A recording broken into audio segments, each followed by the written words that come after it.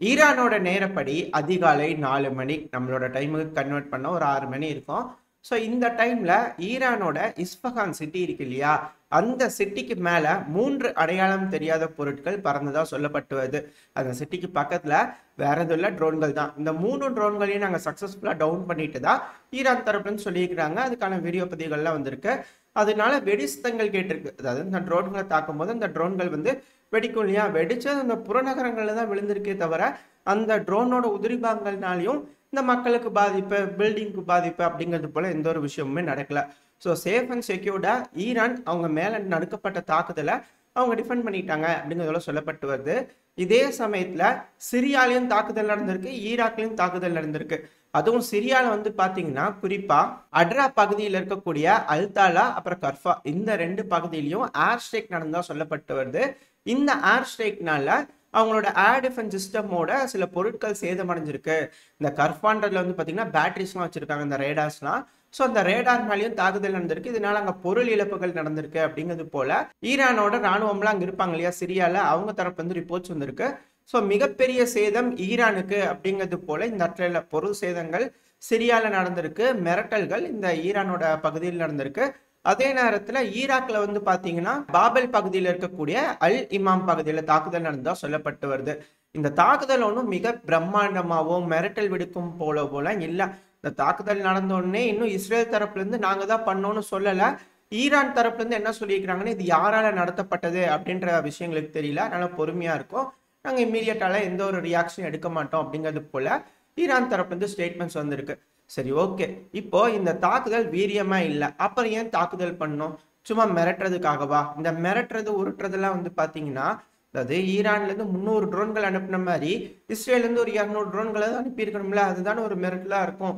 ஆனா இங்க என்ன ஒரு தேவைக்காக ஈரானுக்குள்ள இப்படி ஒரு 3 ட்ரோன்கள் வந்துச்சு, அதுவும் குறிப்பா இந்த இஸ்ஃபகான் பகுதி பக்கத்துல. இந்த சிட்டி ஆஃப் இஸ்ஃபகான் ஏன் இம்பார்ட்டன்ட்? ஏன்னா இது ஈரான்ல இருக்கக்கூடிய ரொம்ப முக்கியமான சிட்டி. இது ஸ்ட்ராட்டஜிக்கலி இம்பார்ட்டன்ட் அப்படிம்பாங்க. ஏன்னா மிலிட்ரியோட பல ஃபெசிலிட்டிஸ் இந்த சிட்டியை சுத்தி இருக்கு, இந்த சிட்டிக்கு பக்கமா இருக்கு.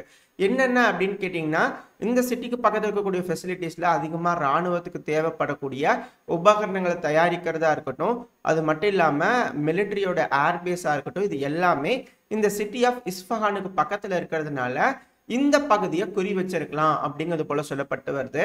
இது எல்லாத்துக்கும் மேல இந்த சிட்டிக்கு பக்கத்துல தான் இன்னொரு சிட்டி இருக்கு. அந்த சிட்டியோட பேரு தான் நட்டான்ஸ்.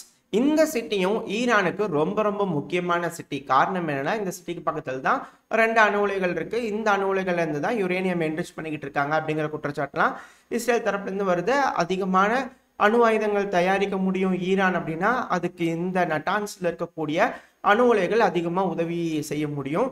ஒருவேளை இங்க தாக்குதல் பண்ணும் பட்சத்துல ஈரானோட அந்த அணு ஆயுதம் தயாரிக்கும் கனவுல திரும்ப ஒரு 10 வருஷம் 20 வருஷத்துக்கு பின்னோக்கி கொண்டு போயிட முடியும் இஸ்ரேல்னால. அதனால கூட இந்த பகுதியை இஸ்ரேல் தரப்புல இருந்து டார்கெட் வச்சிருக்கலாம் அப்படிங்கிறத சொல்லப்பட்டு வருது. ஸோ இவ்வளோ முக்கியமான பகுதியில ஈரான் கண்டிப்பா கண்ணுங்கருத்துமா தான் பார்த்துக்கிட்டு இருப்பாங்க. இது எல்லாத்துக்கும் மேல ஜனவரி 2023 அதாவது போன வருஷம் பாத்தீங்கன்னா இதே சிட்டி ஆஃப் இஸ்ஃபஹான்ல 4 குவாட் காப்டர்கள் பறந்துருக்குது. எங்க ஈரானோட அந்த மிலிட்ரி ஃபெசிலிட்டிஸ்லாம் நோட்டம் போடுறதுக்காக. இதை ஈரானோட எலக்ட்ரானிக் வார்ஃபேர் டிவைஸ் ஈஸியாக கண்டுபிடிச்சு அந்த 4 ட்ரோன்களையும் சப்ரஸ் பண்ணிடுச்சு. அது கூடவே அந்த ட்ரோன்கள் யாரால ஏவப்பட்டிருக்குன்றது தெரிஞ்சு ஒரு 4 பேர்த்த கைது பண்றாங்க. அந்த 4 பேரும் இஸ்ரேலோட மொசாட் ஏஜென்ட்டா இருக்கலாம் அப்படின்னு சந்தேகப்பட்டு பிரிசன்ல அரெஸ்ட் பிடிச்சி வச்சிருக்கிறாங்க இப்போ வரைக்கும். ஸோ இது போல வேலைகள்லாம் இங்கே அடிக்கடி நடக்கும். இது ஒன்றும் புதுசு கிடையாது ட்ரோன்கள் அங்கே பறக்கிறது. அது மட்டும் இல்லாமல் இப்போ கூட இந்த ட்ரோன்கள் இஸ்ரேலேருந்து ஏவப்பட்டது, இஸ்ரேலால் ஏவப்பட்டது அப்படின்ற கிளியரான ஒரு விஷயம் இஸ்ரேலும் ஓப்பனாக சொல்லலை. ஈரான் தரப்புலேருந்தும் யாரால இது ஏவப்பட்டுச்சு அப்படின்னு எங்களுக்கு தெரியலை அப்படிங்கிறது போல ஈரான் தரப்புலேருந்து சொல்லியிருக்கிறாங்க. ஸோ இம்மீடியட்டாக அவங்களோட ரெஸ்பான்ஸ், ஈரானோட ரெஸ்பான்ஸ் இருக்காது அப்படிங்கிறது போல ஈரான் தரப்புலையும் சொல்லிட்டாங்க. ஸோ அதனால இந்த பிரச்சனை இப்போதைக்கு பெருசாக போகிறதில்ல. ஆனால் இன்னொரு சைடு எஃபெக்ட் என்ன நடந்திருக்குன்னா, ஆயில் விலை ஏற ஆரம்பிச்சிருக்கு அப்படின்னு இருக்காங்க. ஏன்னா இந்த இடத்துல மிடில் ஈஸ்ட்ல பிரச்சனை அதிகமாயிருச்சுன்னா அமெரிக்காவுக்கும் மேற்குலக நாடுகளுக்கும் உலகத்துக்கும் இது நல்லதில்லை. கண்டிப்பாக ஆயிலோட ப்ரைஸ் அதிகமாக ஆரம்பிச்சிடும். அதனால கூட இப்போதைக்கு கொஞ்சம் கட்டுப்பாட்டுக்குள்ள இந்த பிரச்சனையை வச்சுக்கணுன்றதுக்காக அமெரிக்கா விரும்புகிறாங்க அப்படிங்கிறது ஒரு காரணம். சரி, ஓகே. இப்போ இது போல தாக்குதல்லாம் நடந்துருச்சு. இதுக்கு முன்னாடி இது போல நடந்திருக்கு. இப்பவும் யாரால ஏவப்பட்டிருக்கு அப்படிங்கிறது தெரியல. ஆனா பெரும்பான்மையான மீடியாக்களா இருக்கட்டும், அமெரிக்காவா இருக்கட்டும், இது போல ஸ்டேட்மெண்ட்ஸ்லாம் வர ஆரம்பிச்சிருச்சு. இஸ்ரேல் தான் பண்ணிக்கிறாங்க. கொஞ்சம் லைட்டான அட்டாக்கா இருக்கட்டும், பரவாயில்ல விட்டுருங்க அப்படிங்கிறதோட சொல்லிக்கிறாங்க இல்லையா? இதுக்கு எதுக்குங்க அண்ணன் சீனு? இதுக்கு எதுக்குங்க இப்படி பண்ணணும்? அப்படின்ற கேள்வி நம்மளுக்குள்ள பலருக்கு இருக்கலாம். ஆனா, மிலிட்டரி ரீதியா பார்க்கும்போது இது ரொம்ப ரொம்ப முக்கியமான ஒரு விஷயம். காரணம் என்னன்னா, சமீபத்தில ஈரான் சில தாக்குதல்களை இஸ்ரேல் மேல பண்ணியிருந்தாங்க. அதான் 300க்கும் மேற்பட்ட அம்யூனிஷன்ஸ் இஸ்ரேல் நோக்கி போச்சுன்னு சொல்லிட்டு. அந்த சமயத்துல ஈரானோட ட்ரோன்கள் இருக்கு இல்லையா? சில இடங்கள்ல வட்டம் அடிச்சுட்டு இருந்திருக்கு. சில இடங்கள்ல போயிட்டு வந்திருக்கு. அந்த இடங்கள் எல்லாமே மிக முக்கியமான பகுதி. இஸ்ரேல் முழுவதும் அதாவது சில முக்கியமான பகுதிகள் எல்லாத்தையுமே ஈரான் மேப் பண்ணிட்டாங்க. அதாவது நம்ம என்னதான் வந்து கூகுள் மேப்ஸை பார்த்து இப்படித்தான் வரைபடம் இருக்கும் அப்படிங்கிறது போல நம்ம தெரிஞ்சுக்கலாம். ஆனா நம்ம ஆயுதங்களுக்கு இப்படித்தான் இருக்குன்றதை சொல்லி கொடுக்கணும். ஒரு கணினிக்கு நம்ம சொல்லி கொடுத்துட்டோம் அப்படின்னா அதுக்கு தெரிஞ்சுக்கும். அதுக்கப்புறம் அதுக்கான வேலைகளை அது செஞ்சுக்கும். ஸோ அந்த வேலைகளை ஈரான் கச்சிதமா செஞ்சு முடிச்சிட்டாங்க. இப்ப அந்த தாக்குதல் நடந்ததுனால பெரிய விஷயம் கிடையாது. அந்த பேஸ்ல நடந்த தாக்குதல்ல எதுவும் பெருசா இழப்புகள் இல்லாதனால இஸ்ரேலுக்கு ஒன்றும் பெருசா இல்லை. ஆனா சில இம்பார்ட்டன்டான லொகேஷன்ஸ் மேல அந்த ட்ரோன்கள் போனதுனால இஸ்ரேலுக்கு கொஞ்சம் கஷ்டமா இருக்கும். ஏன்னா நம்மளோட மிக முக்கியமான பகுதிகளை ஈரான் தெரிஞ்சுக்கிட்டாங்களே, எங்களுக்கும் உங்களோட பகுதிகள் தெரியும் அப்படிங்கிறது போல அவங்க காட்டணும் இல்லையா? அதுக்காக இந்த 3 ட்ரோன்கள் அங்க பறந்திருக்கலாம் அப்படிங்கிறது போல சொல்லப்பட்டு வருது.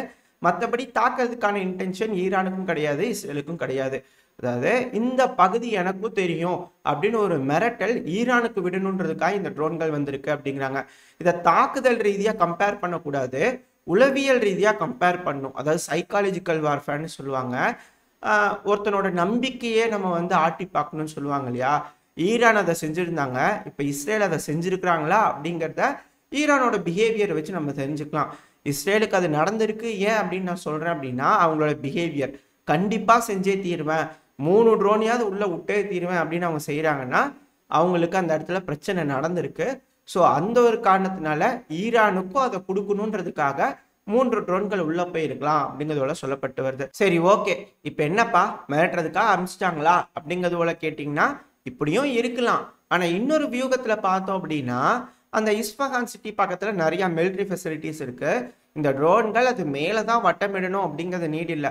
ஏன்னா இப்போ MQ-9 ரீப்பர் ட்ரோன்லாம் வந்து பார்த்தீங்கன்னா இந்த கருங்கடலில் ரொம்ப டிஸ்டன்ஸில் தான், இந்த கிரீமியாலேருந்து ரொம்ப டிஸ்டன்ஸில் தான் பறந்துட்டு இருக்கு. சில பல முக்கியமான உளவு தகவல்களை சேமிச்சுக்கிட்டு இருக்கு இல்லையா? ஸோ அதே போல் கூட இந்த ட்ரோன்கள் எந்த அளவுக்கு நெருக்கமாக போகுதோ அந்த அளவுக்கு நெருக்கமாக போய் சில பல உளவு தகவல்களை சேமிச்சுக்கிட்டாங்க அப்படின்னா இதுக்கப்புறம் ஃபர்தராக ஸ்ட்ரைக் பண்ணுவாங்க இல்லையா? அதாவது பண்ணதா சொல்கிறாங்க இல்லையா இஸ்ரேல், அதுக்கு அது உதவியாக இருக்கும் அப்படிங்கிறது போலையும் பார்க்கலாம்.